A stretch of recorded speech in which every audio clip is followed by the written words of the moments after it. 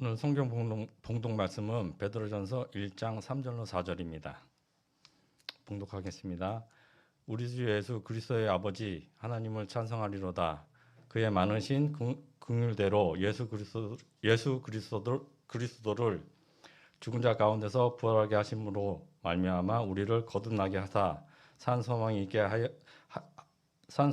하시며 썩지 않고 더럽지 않고 쇠하지 아니하는 유업을 있게 하시니 곧 너희를 위하여 하늘에 간직하게 하신 것이라. 베드로전서 1장 3절로 4절. 담임 목사님께서 나오셔서 말씀을 전해 주시겠습니다. 자, 오늘 본문 말씀을 가지고 부활이 주는 소망이라는 제목으로 함께 말씀을 나누겠습니다. 부활절은 예수님의 부활을 기념하고 감사하는 절기죠. 하지만 우리가 단순히 기념하는 차원에서만 머무를 것이 아니라 예수님의 이 부활이 왜 이토록 중요한지 우리가 성경적 근거를 배우고 또 그것을 믿음과 연결해서 삶의 열매로 나타난다면 좀 더 의미 있고 값진 부활절이 될 수 있을 것입니다. 예수님의 부활은 곧 모든 사람의 부활을 알리는 첫 신호입니다. 고린도전서 15장 20절을 보면 예수님의 부활이 모든 잠자는 자들의 첫 열매가 되었도다라고 말씀하시는데, 첫 열매가 되었다라는 것은 이제 예수님으로부터 시작해서 그를 믿는 모든 자들이 부활의 영광을 얻게 되었다라는 뜻이죠. 그러니까 여러분, 이 부활은 단순히 예수님에게만 국한된 것이 아니라 나에게도 일어날 사실인 줄을 믿으시기 바랍니다. 그러므로 오늘 말씀을 통해서 우리가 예수님의 부활이 과연 어떤 영적인 의미를 갖고 있고 또 더 나아가서 나의 믿음과 신앙과 삶에 어떤 영향을 미치는지 우리가 함께 나누면서요, 내 신앙의 근본에 부활 신앙이 자리 잡을 수 있는 귀한 은혜가 있기를 주님의 이름으로 축복합니다. 로마서 10장 9절을 보면 내가 만일 내 입으로 예수를 주로 시인하며 또 하나님께서 그를 죽은 자 가운데 살리신 것을 내 마음에 믿으면 구원을 받으리라 라고 말씀하세요. 자, 말씀 좀 계속 띄워주세요. 이 말씀에 의하면 구원받는 데는 두 가지가 필요한 거예요. 하나는 예수님이 나의 삶의 주인이라는 것을 시인해야 한다라는 거고, 두 번째로는 하나님께서 예수를 죽은 자 가운데서 살리신 것, 즉 예수 그리스도의 그 부활을 마음에 믿어야 한다는 것입니다. 네, 이것이 바로 구원받는 믿음의 두 가지 이유가 되는 건데, 마음에 믿는다, 그러니까 예수님의 부활을 마음에 믿는다라는 이 말은 단순히 지식적 동의나 혹은 감정적 전의를 이야기하는 것이 아니에요. 예수님의 부활이 내 인생의 가장 중요한 사건이고 내 인생의 가장 중요한 진리여야 한다라는 뜻입니다. 그러니까 다시 말해서 예수 그리스도의 그 부활의 사건이 내 인생을 살아내게 하는 힘이 되어야 한다는 뜻입니다. 그러니까 마음에 믿는다. 근데 이것은 단순히 감정적 전의를 이야기하는 것이 아니다. 감정적 혹은 지식적 차원의 것이 아니라 내 삶을 움직이고 이끄는 가장 중요한 핵심 원동력이 되어야 한다라는 뜻입니다. 그것이 바로 마음으로 믿는다라는 겁니다. 자, 이렇게 본다면 예수 그리스도의 부활과 나의 믿음 그리고 구원은 결코 때려야 뗄 수 없는 관계를 형성하고 있음을 보게 됩니다. 자, 다시 한번 정리를 해보면 예수님의 부활은요, 단순히 역사적 사건에 또한 예수님에게만 머물러 있는 것이 아니라 나의 믿음의 내용이며 내 인생을 이끌고 갈 수 있는 근본이다라는 것이죠. 그리고 예수님의 이 부활은 우리가 그저 부활절에 1년에 한 번 기억하는 것이 아니라 나의 믿음과 그리고 나의 삶과도 매우 밀접하게 연관이 되어 있는 걸 알았으니까 내가 믿음을 소유하고 있는 평생도록 기억하고 또한 신앙으로 고백해야 될 내용이며 내 삶을 결정하고 이끌어갈 매우 중요한 영향력을 가진 원동력이 되어야 한다. 진리가 되어야 한다라는 것이죠. 이토록 중요한 예수님의 부활은 내게 두 가지 은혜를 가져다 줍니다. 첫 번째로 부활은 죽음을 이긴 증표가 됩니다. 따라서 합시다. 부활은 죽음을 이긴 증표가 된다. 이렇게 슬쩍슬쩍 넘어가실 거예요, 진짜? 자, 제가 여러분에게 저를 따라서 고백해 달라고 이야기하는 것은요, 정말 중요하기 때문에 여러분들의 마음의 신앙에 각인되기를 간절히 원하면서 제가 부탁을 드린 겁니다. 쓰시면서도 입으로는 하실 수 있잖아요. 자, 다시 한번 이렇게 꼭 사설을 달아야만 꼭. 자, 다시 한번 첫 번째로 따라서 합시다. 부활은 죽음을 이긴 증표다. 잘하셨어요. 자, 예수님이 부활하셨다라는 것은 무슨 뜻이냐면 죽음을 이기셨다라는 겁니다. 이게 어떤 건지 조금 더 보충으로 설명을 드릴게요. 여러분, 죽음이 어디서부터 발생했습니까? 죽음은 죽음이 아니에요. 죽음이 어디서부터 발생했냐면 죄로부터 발생했어요. 죄로부터 발생한 결과입니다. 자, 그러니까 예수님이 죽음을 이기셨다라는 것, 곧 뭐를 이기셨다? 죄를 이기셨다. 죄를 이기셨다라는 것은 뭐냐면 죄의 문제를 해결해 주실 수 있다라는 겁니다. 여러분, 이 죄는요, 하나님이 만드신 영원하고 완전하고 아름다운 세상을 파괴시켰어요. 뿐만 아니라 그 죄의 영향으로 하나님과 나와 하나님과 인간 간의 관계도 완전히 파괴시켰습니다. 그래서 지금 우리가 사는 이 불완전하고 제한적 세상이 되고 말았어요. 자, 그러니 죄만 해결할 수 있다면 다시 완전하고 영원하고 아름다운 세상으로 돌아갈 수 있을 뿐만 아니라 죄로 인해 깨어진 하나님과의 관계도 다시 화목하게 될 수 있는 거죠. 모든 것을 제자리로 돌려놓을 수 있는 것, 그것은 바로 죄를 해결하는 겁니다. 그러니까 예수님께서 죽음을 이기실까? 예수님이 부활하셨다라는 것은 죽음을 이기셨다라는 거고, 죽음을 이기셨다라는 것은 바로 그 죄의 문제를 해결하심으로써 깨어진 이 세상을 다시 하나님이 만드신 원형의 세상, 원래의 세상으로 회복시킬 수 있다라는 것이죠. 여러분, 믿으십니까? 네, 목사님 조금 어려운데 그래도 믿으셔야 돼요. 자, 이거는 우리가 조금 더 시간이 지나면 이제 좀 더 이해를 하실 수 있게 될 겁니다. 여러분, 만약에라는 가정을 한번 해봅시다. 만약에 예수님이 부활하지 않고 죽음에만 머무르셨다, 그냥 죽는 것으로만 끝나셨다라고 하면은 어떻게 됩니까? 예수님이 죽으시고 부활하지 못하셨다라는 건 죽음을 이기셨다라는 거예요, 못 이기셨다라는 거예요? 당연하죠. 죽음에서 끝냈다면 예수님은 죽음을 이기신 것이 아닙니다. 예수님도 그냥 죽음으로 끝나신 거면 예수님은 죽음에 실패하신 거예요. 그거는 죄의 문제를 해결해 주지 못하신다라는 뜻도 되는 겁니다. 자신의 죄의 문제를, 자신의 죽음도 해결하지 못하시는 분이 우리의 죄의 문제와 우리의 죽음의 문제를 어떻게 해결할 수 있냐고요.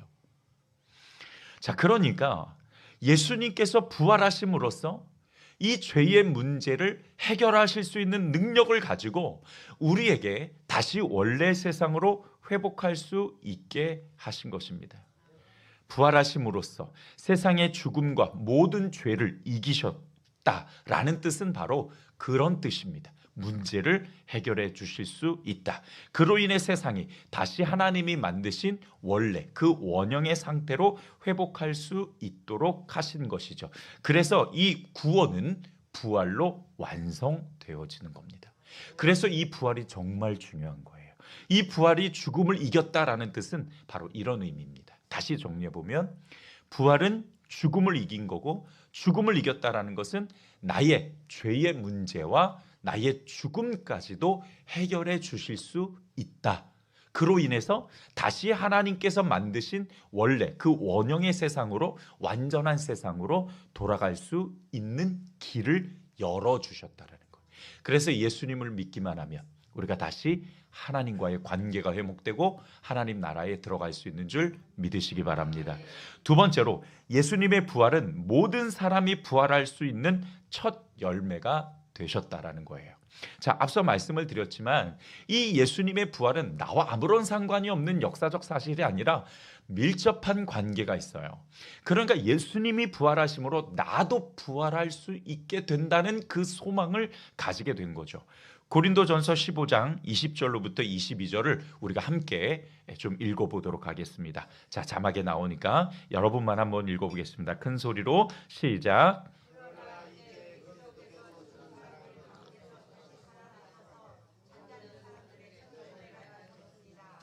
한 사람으로 인해 죽음이 들어왔으니 한 사람으로 인해 죽은 사람들의 부활도 옵니다. 곧 아담 안에서 모든 사람이 죽은 것 같이 그리스도 안에서 모든 사람이 생명을 얻을 것입니다. 아멘. 예수님의 부활은 모든 사람의 그 부활의 첫 열매, 즉 다시 말하면 시작점이라는 거예요.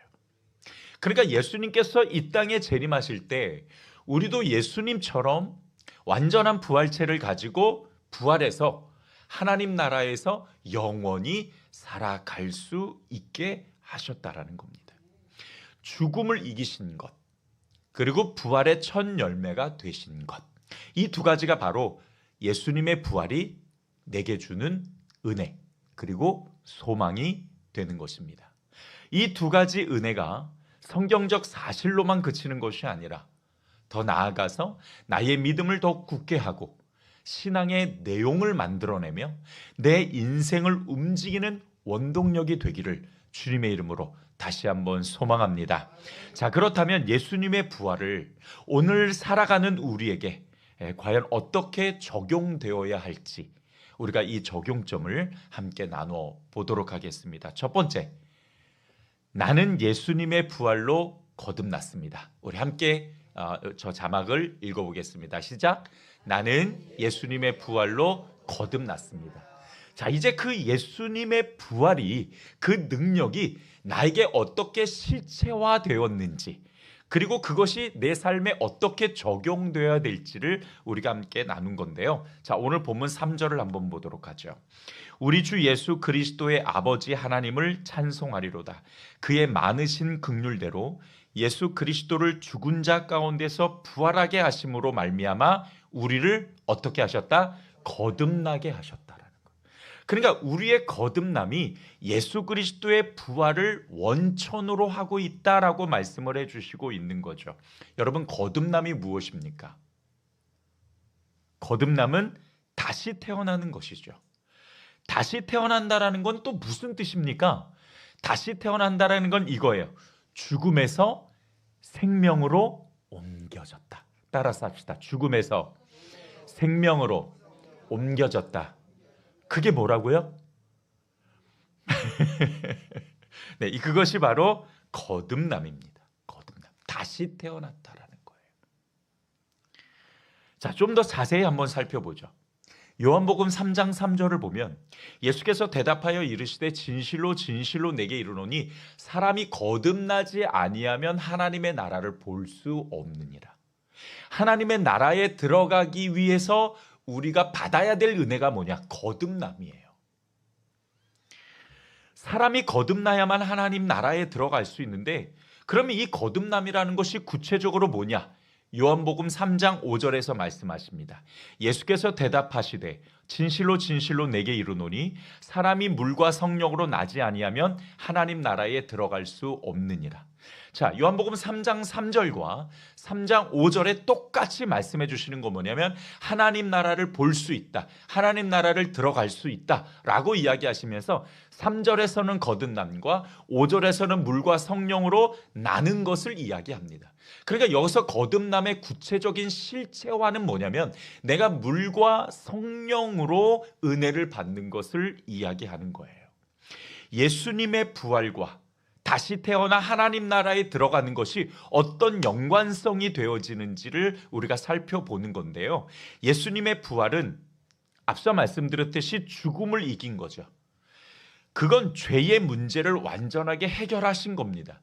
그래서 누구든지 예수님을 통해 하나님 나라에 들어갈 수 있다라고 이야기하는 거예요. 그러니까 하나님 나라에 들어가려면은 예수님을 통해서만 들어갈 수 있고, 예수님을 통한다라는 것은 도대체 뭐냐? 그것에 대해서 요한복음 3장 3절과 5절에서 말씀하시는 거예요. 예수님을 통한다라는 것은 뭐냐면 예수님을 믿는다라는 거죠. 아까 우리가 설교 초입에 말씀을 드렸던 것처럼 예수님을 믿는다라는 건 예수님이 나의 주인이고 또 예수님이 부활하셨다라는 것을 마음으로 믿는 그 믿음 말이죠. 그 믿음이 있으면 예수님을 통해서 하나님 나라에 들어갈 수 있는 거예요. 근데 이 예수님을 통해서 하나님 나라에 들어가는 그 사이에 믿음이 지금 있다라고 말씀을 드렸고요. 그 믿음을 가지게 되면, 진짜 믿음을 가지게 되면 일어나는 일들이 있어요. 그 일어나는 일들이 뭐냐면 거듭남입니다. 아멘. 이해가 안 되셔도 아멘은 우리가 화답을 하셔야 합니다. 예수 그리스도를 통해서 하나님 나라를 들어갈 수 있고, 예수님을 통한다라는 건 예수님을 믿는다라는 거고, 예수님을 믿으면 어떤 일이 실체화가 되냐? 우리 안에 거듭나는 은혜가 생긴다라는 거예요. 그리고 그 거듭남이라는 것은 뭐냐면 물과 성령으로 내가 다시 태어나게 되는 것을 이야기하고 있는 겁니다. 자, 그러나 우리는 여기서 끝나는 것이 아니에요. 하나님 나라에 들어가는 것도 정말 중요하지만 더 중요한 것은 뭐냐면 하나님께서 우리를 바로 하나님 나라에 들어가게 하지 않으시고 이 땅에 남겨두셨다라는 게 또 중요한 메시지가 담겨져 있는 거예요. 제가 여러분 말씀드렸죠. 우리 믿음을 가진 사람들에게 가장 중요한 시나리오는 내가 정말 진심으로 예수 그리스도를 믿고 그 자리에서 생명을 마감하면 바로 하나님 나라에 들어가서 구원을 완성할 수 있는 건데, 하나님은 그렇게 하지 않으시고 우리를 이 땅에 남겨두셨단 말이에요. 왜 이 땅에 남겨두셨고 이 어마어마한 삶을 내가 살아내게 해야 하는지 어느 때는 정말 저도 이해를 못하겠어요. 그러나 하나님께서 이 땅에 남겨두셨어요. 왜 남겨두셨냐? 고린도후서 5장 17절을 보면 그런즉 누구든지 그리스도 안에 있으면 새로운 피조물이라 이전 것은 지나갔으니 보라 새 것이 되었도다라고 말씀하세요. 자, 우리가 예수 그리스도를 통해서 믿음을 가져서 하나님 나라에 들어갈 수 있게 됐는데 거기 안에서 발생하는 실체화가 바로 거듭남이라고 말씀드렸죠. 이 거듭나게 된다라는 것은 물과 성령으로 다시 태어나게 되는 건데, 다시 태어나게 되는 게 뭐냐? 새로운 피조물이 되었다라는 거예요. 새로운 존재가 되었다라는 겁니다. 물론 여러분, 우리는 그것을 어떤 감각적인 걸로 느낄 수는 없어요. 새로운 피조물이 된 것이 여기서 뭔가 내가 예전에 없었던 새로운 어떤 감정들, 새로운 느낌들, 이런 것들이 나를 휘 감아서 정말 광채가 생기고 내 그 팔다리가 이상하게 이런 게 아니라 그런 것과는 상관없어요. 그냥 나는 잘 모르겠는데 하나님께서 나를 그 믿음으로 말미암아 새로운 피조물이 되게 하신 겁니다. 자, 여러분, 새로운 피조물이 됐습니다. 여러분은 새로운 피조물이 된 줄 믿습니다. 그러면 새로운 피조물이 됐다라는 건 또 뭐예요?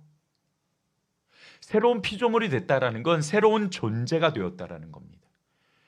새로운 존재는 과거대로 살아가는 사람이 아니라 새로운 삶의 목적과 새로운 삶의 형태를 살아가게 되었다라는 뜻입니다. 그래서 새로운 피조물이 된 우리는 이제 더 이상 과거의 삶이 아니라 새로운 목적과 새로운 삶의 형태를 가지고 살아가야 되는 거예요. 그것을 성경이 우리에게 이렇게 정의를 내려줍니다. 로마서 13장 14절을 보면 오직 주 예수 그리스도로 옷 입고 정욕을 채우려고 육신의 일을 애쓰지 마십시오. 자, 여러분, 정욕을 채우려고 육신의 일을 애쓰는 게 우리의 옛날의 삶이었어요. 그게 우리가 살아가던 삶의 형태였습니다. 오직 육신의 정욕으로, 오직 육신의 만족감으로, 육신의 편안함과 안전을 위해 이 땅의 것만 바라보고 그리고 죄의식도 없이 양심의 거리낌만 없으면 얼마든지 불법과 불의를 행하면서 하나님을 인지하지 않고 인식하지 않고 살았던 것이 우리의 옛날의 모습이에요. 그게 정욕을 채우려고 육신의 일을 애쓰며 살았던 우리의 모습이라고요.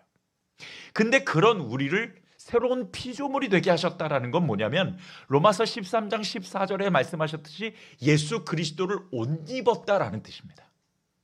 자, 그러면 여러분, 송은기의 인생의 옷을 입은 것이 아니라 송은기가 거듭남으로써 예수를 옷 입었어요. 그러면 송은기가 가는 곳곳마다 뭐가 보여요? 예수가 보이죠. 그게 바로 새로운 피조물이 살아가야 될 새로운 형태의 삶이에요. 예수로 살아간다라는 것, 즉 다시 말해 예수님이 우리에게 주신 비전과 예수님이 우리에게 주신 그 삶의 모습을 우리가 닮아가는 작은 예수가 되는 겁니다. 따라서 합시다. 작은 예수. 내가 예수를 옷 입었으니 내가 또한 예수로 살아가는 거예요. 그게 새로운 피조물이고 그게 믿음으로 거듭난 자의 삶의 모습이라고 말씀을 해주시고 있는 겁니다. 그러니까 우리는 더 이상 육신의 삶을 살아가는 사람이 아니다. 영적인 삶을 살아가는 그리스도인임을 인정하시기를 주님의 이름으로 축원드립니다. 새로운 피조물로 거듭남으로 살아간다라는 건 이런 겁니다. 그런데 우리가 이렇게 살아갈 수 있는 근원이 뭐라고요? 예수 그리스도의 부활로 인해서. 그 예수 그리스도의 부활이 죽음을 이김으로써 내가 하나님과의 관계를 화목하게 하고 하나님 나라에 들어갈 수 있고 또 하나님 나라에 들어갈 사람으로서 이 땅에 살아갈 수 있도록 하셨다라는 거예요. 그러니까 그 부활의 능력이 나로 하여금 이렇게 살아가게 하신 겁니다. 예수님의 부활로 새로운 존재로 다시 태어난 것을 감사드리고 우리가 이 땅에서 남겨두셨으니 예수님을 닮아가며 삶의 목적과 가치를 예수님에게 두고 살아가는 성도들이 되기를 주님의 이름으로 축원드립니다. 반대로 우리가 이 땅에 남겨두신 그 하나님의 목적을 잃어버리고 살아가는 이유가 뭐냐면 예수 그리스도의 그 부활의 능력과 그 부활의 은혜를 잊어버리기 때문이에요. 그 부활 신앙이 우리의 삶의 가장 밑바닥에 근간이 되어야 하는데 그 부활의 신앙이 1년에 한 번밖에 오지 않으니 한탄할 일이죠. 그러므로 여러분, 예수 그리스도의 그 부활 신앙을 꽉 붙잡으시고 거듭난 자로서 정말 그 믿음을 잘 지켜가며 작은 예수로 이 땅에 남겨두신 하나님의 목적을 바르게 이루어갈 수 있는 성도들이 되기를 다시 한번 주님의 이름으로 축복합니다. 두 번째, 우리 자막을 한번 읽어보겠습니다. 시작. 나는 예수님의 부활로 산 소망을 얻었습니다. 첫 번째가 뭐예요? 예수님의 부활로 우리가 거듭났다.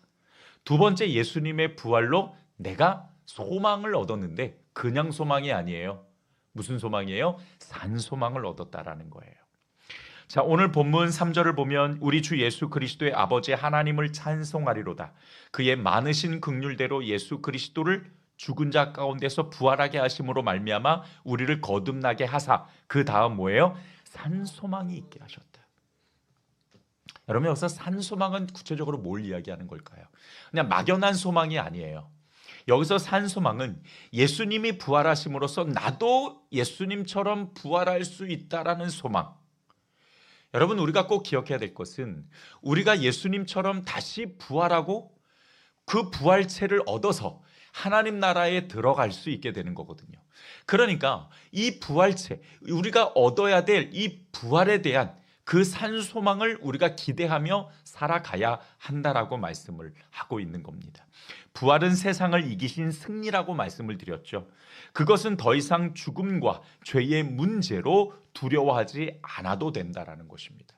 내가 예수 믿기 이전에는 죄가 그리고 죽음이 나를 두렵게 하고 이 세상의 끝이라고 생각하게 했지만 이제는 더 이상 그렇지 않다라는 거예요. 죄도 죽음도 나를 해할 수 없습니다. 하나님의 사랑에서 끊을 수 없는 줄 믿으시기 바랍니다. 그래서 우리로 하여금 그 하나님 나라를 바라보며 살아갈 수 있게 하셨고 우리로 하여금 나도 부활할 수 있다. 영원한 죽음에 머물러 있는 것이 아니라 새로운 영생을 얻어서 나도 부활할 수 있다라는 그 소망을 우리에게 주셨다라는 것이죠. 하나님께서 만드신 완전하고 영원한 세상이 죄로 인해 깨어졌을 때 세상은 불완전하고 제한적 세상이 되고 말았어요. 불완전하고 제한적 세상은 죽음과 더불어서 많은 문제를 만들어냈고 오늘날 우리가 살아가면서 경험하는 그 모든 문제들이 바로 깨어진 세상에서부터 비롯된 것입니다. 지금 우리가 세상에서 당하는 고통과 문제는 전부 다 죄 때문에 일어난 것이에요. 그러나 예수님께서 부활하심으로써 우리에게 승리를 주셨죠. 죽음을 이기셨고 세상을 이기셔서 우리에게 승리를 안겨주신 줄 믿으시기 바랍니다. 예수님을 쫓아가면 그 쫓아가는 발걸음이 다 승리의 발걸음이 될 수 있는 것이죠. 결국 그 승리라는 것은 조금 전에 말씀드린 세상을 두려워하지 않는 용기, 세상을 두려워하지 않는 힘, 세상의 문제와 세상의 죽음으로부터 우리가 결박당하지 않을 수 있는 능력, 그것을 이야기하시는 거예요. 부활의 능력은 세상으로부터 오는 죄의 문제와 세상으로부터 오는 죽음을 이미 다 해결하셨다라는 거예요. 그래서 때로는 우리가 세상에 살아가면서 모진 고통과 아픔도 당하지만 여전히 그 세상을 두려워하지 않고 그 세상을 이겨내고 우리가 현실을 살아낼 수 있는 것은 바로 부활하신 예수 그리스도의 그 은혜가 우리 가운데 있고 나도 부활할 수 있다라는 믿음이 있기 때문인 것이죠. 그러면 여러분, 세상을 두려워할 필요가 없어요. 더 이상 그 세상에 우리가 굴복하지 말자는 거예요. 치사하게 타협하지 말자는 겁니다. 더 이상 세상의 유혹을 쫓아가지 말자고요. 더 이상 세상의 물질에, 소유에 내 인생의 목적을 두지 말자고요. 더 이상 세상의 사고방식으로 살아가지 말자고요. 그거 너무 치사한 거잖아요. 예수님은 세상을 이기셨는데 나는 세상과 타협해서 살아가면 도대체 예수님의 그 부활과 그 부활의 능력이 내게 무슨 소용이 있겠냐는 거예요. 세상의 문제와 죽음과 그리고 더 이상 그 세상이 나를 해하려고 하는 그 사단의 공격과 유혹을 여러분께서 두려워하지 않고 담대하게 승리를 선포하며 살아갈 수 있는 성도들이 되기를 주님의 이름으로 축복합니다. 마지막 세 번째로 우리 자막을 함께 읽겠습니다. 시작. 나는 예수님의 부활로 하나님 나라를 받았습니다. 오늘 본문 4절을 보죠. 썩지 않고 더럽지 않고 쇠하지 아니하는 유업을 잊게 하시나니. 이게 뭐냐면 하나님 나라를 이야기하는, 영원한 것을 이야기하는 거예요. 곧 너희를 위하여 하늘에 간직하신 것이라. 썩지 않고 더럽지 않고 쇠하지 않는 유업, 그것이 뭡니까? 영원한 하나님 나라를 이야기하시는 것이죠. 예수님께서 재림하셔서 이 땅에 다시 오실 때 우리는 완전한 하나님 나라를 받을 수 있는 줄 믿으시기 바랍니다. 그래서 예수님이 부활하셨다라는 것, 여러분, 그것은 또 다른 이야기로 하면은 예수님께서 살아계시다라는 거예요. 그러면 살아계신 예수님은 도대체 어디 계시나요? 네, 우리의 마음속에. 네, 그것도 훌륭한 답입니다만은 로마서 8장 34절을 보면 다시 살아나신 이는 예수 그리스도니, 부활하신 예수님을 말하는 거죠. 다시 살아나신 이는 예수 그리스도니 그는 하나님 어디에 계세요? 우편에 계신 자요. 지금 예수님은 하나님의 우편에 앉아 계십니다. 살아계시기 때문에 그게 가능한 거예요. 그리고 그분은 거기에서 뭘 하시는 거예요? 우리를 위하여 중보하신다. 우리를 위하여 기도하시고 간구하시는 분이십니다. 그 살아계신 분이 이제 나중에는 이 땅에 재림하실 것입니다. 다시 오실 거예요. 그리고 다시 오실 때는 구원을 위해서 오시는 게 아니죠. 그때는 하나님 나라를 주러 오시는 겁니다. 믿는 자들에게 약속하신 그 하나님 나라를 기업으로 주러 오시는 거예요.